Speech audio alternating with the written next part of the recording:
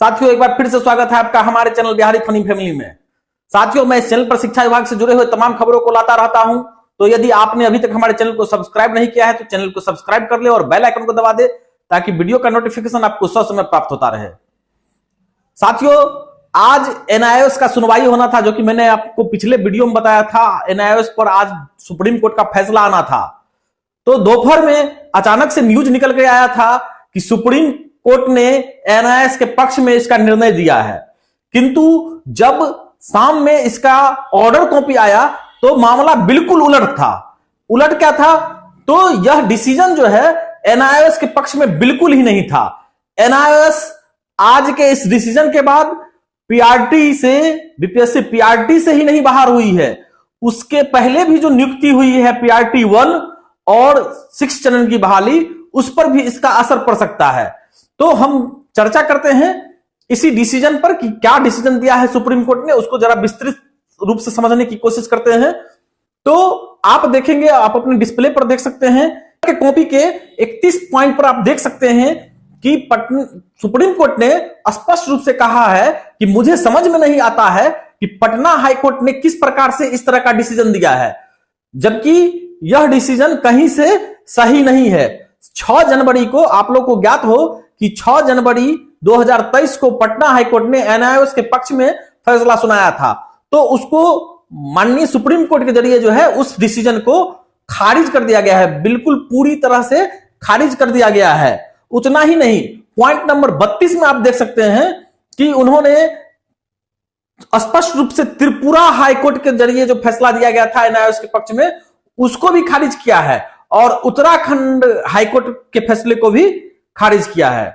तो इस प्रकार से स्पष्ट है अब कि एनआईओएस जो है वह वैलिड नहीं है।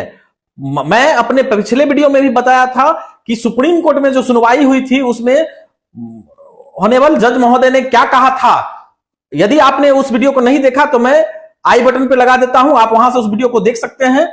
तो जैसा कि उन्होंने सुनवाई के दौरान बार बार इस तरह से वो रिपीट कर रहे थे कि यह जो है इन सर्विस कोर्स है, इन सर्विस कोर्स है, यह फ्रेश बहाली के लिए नहीं है। तो आज के डिसीजन में टोटली वही चीज निकल करके सामने आया। तो यह स्पष्ट हो चुका है, आज के डिसीजन के बाद यह स्पष्ट हो चुका है कि एनआईओएस डीएलएड जो है वह नई बहाली के लिए, नई भर्ती के लिए योग्य नहीं है। हालांकि इस संबंध में बीपीएससी पर क्या प्रभाव पड़ेगा इसके बारे में मैं स्पष्ट रूप से आपको बता दूं कि बीपीएससी ने अपने नोटिफिकेशन में, जो नोटिफिकेशन 18 अक्टूबर को जारी किया गया था, 18 अक्टूबर को जो सूचना जारी किया गया था 26/2023 अध्यापक नियुक्ति प्रतियोगिता परीक्षा के संबंध में, उसमें आप देखेंगे, मैं पत्र डिस्प्ले पर लगा दे रहा हूं, उसमें आप देखेंगे उसके नीचे, इस पत्र के नीचे यूं आप देखिए तो इसमें बिहार लोक सेवा आयोग ने स्पष्ट रूप से लिखा है, फिर भी यदि इससे संबंधित किसी अन्य मामले में माननीय सर्वोच्च न्यायालय अथवा सक्षम न्यायालय का आदेश पारित होता है तो उसके फलाफल से परीक्षा फल प्रभावित होगा। यानी इस मामले में सुनवाई चल रही थी। इसी पत्र में आप जब आप ऊपर की ओर देखिएगा, यदि आप इस पत्र को पूरा देखना चाहते हैं तो मैं अपने टेलीग्राम चैनल पर डाल दूंगा, जिसका कि लिंक नीचे दिया गया है डिस्क्रिप्शन में। आप वहां से जाकर के सुप्रीम कोर्ट का ऑर्डर कॉपी और इस पत्र को आप देख सकते हैं। या सक्षम कोर्ट के जरिए इस पर किसी तरह का डिसीजन आता है तो यह बहाली जो है बीपीएससी टीआरई 1 की बहाली जो है वह प्रभावित होगी। इसके रिजल्ट पर जो है इसका असर पड़ेगा। जब रिजल्ट जारी हो रहा था उसी समय उन्होंने सूचना के रूप में प्रकाशित कर दिया था। अब देखना है कि आगे बीपीएससी इसके संबंध में कब पत्र जारी करती है एनआईओएस से संबंध में। क्या उसको एनआईओएस टीआरई 1 से में जो ऐसे शिक्षक जो ज्वाइन कर चुके हैं, क्या उनको भी हटाया जाएगा, या फिर तत्काल अभी जो बहाली चल रही है टीआरई 2 उस पर केवल असर पड़ता है। हालांकि मुझे ऐसा लगता है कि 6 चरण से लेकर के अभी तक के सभी बहालियों पर इसका असर पड़ेगा।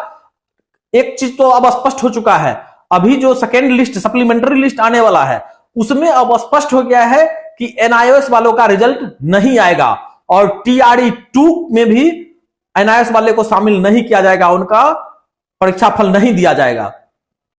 अभी मैं जब वीडियो यह बना रहा हूं उसी समय एक साथी का कॉल आया जो कि पहले से नियोजित शिक्षक हैं और उन्होंने सर्विस में रहते हुए एनआईओएस का ट्रेनिंग किया है। उनका कॉल आया, क्या सर हम लोग पर भी इसका असर पड़ेगा? तो मैं स्पष्ट रूप से कह दूं कि ऐसे शिक्षक जो नियोजित शिक्षक थे यानी सरकारी सेवा में थे और उन्होंने एनआईओएस से ट्रेनिंग किया है तो उस पर कोई असर नहीं पड़ने वाला है, क्योंकि सुप्रीम कोर्ट ने स्पष्ट रूप से कहा है कि यह इन सर्विस कोर्स था, यह इन सर्विस वैलिड था, आप फ्रेश बहाली में नहीं जा सकते हैं। हाँ, आपके विभाग का अंदर जो परीक्षा होता है यानी विभागीय परीक्षा जो होता है उसमें उसके लिए यह वैलिड है, आप विभागीय परीक्षा दे सकते हैं। तो इस तरह से यदि सरकारी सेवा में है कोई भी पहले से नियोजित शिक्षक है और उन्होंने एनआईओएस का ट्रेनिंग किया है तो उस पर कोई तरह का कोई समस्या नहीं है। लेकिन फ्रेश बहाली के लिए अब एनआईओएस डीएलएड इनवैलिड है। तो इस पूरे मुद्दे पर आपकी अपनी क्या राय है, आप क्या सोचते हैं, इसके बारे में आप हमें कमेंट बॉक्स में जरूर बताएं। यह वीडियो अच्छा लगा हो तो वीडियो को लाइक करें, दोस्तों के साथ शेयर करें। इस वीडियो में इतना ही। अंत तक बने रहने के लिए आपका धन्यवाद।